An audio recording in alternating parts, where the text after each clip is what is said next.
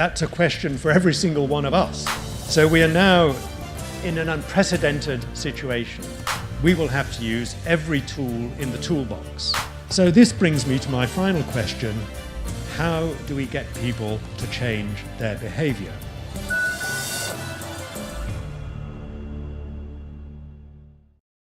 That in order to feed the 9 billion in 2050, we will have to use every tool in the toolbox. We can't afford to reject any possibility.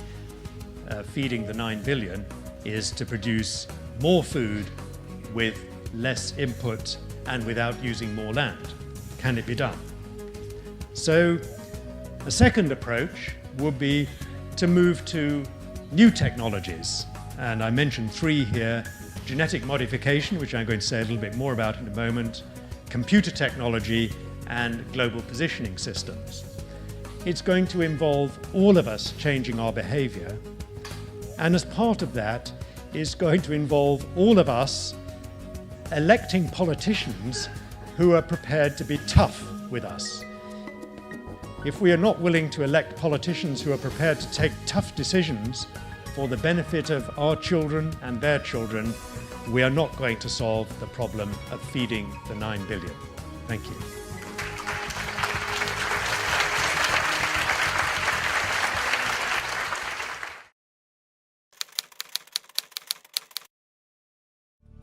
我々がこの問題を各自が認識しないといけない、つまりその共有していかないといけない。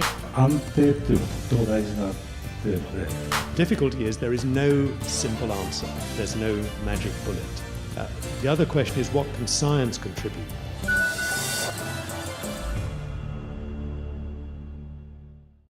People are ignorant and you need to fill them up with knowledge.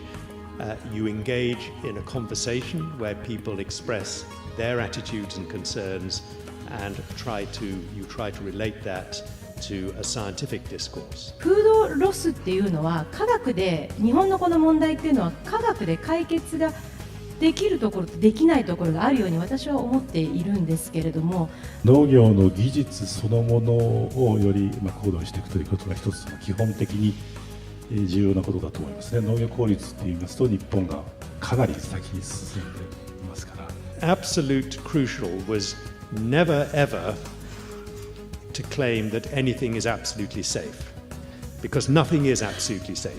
Absolute safety doesn't exist. So rule number 1, always acknowledge there are risks, and it's a matter of what risk is acceptable. Rule number 2, always acknowledge uncertainty. 今日のこの機会は皆さんとその食をめぐるいろんなイシューについてシェアできる機会であったことを私は願っております。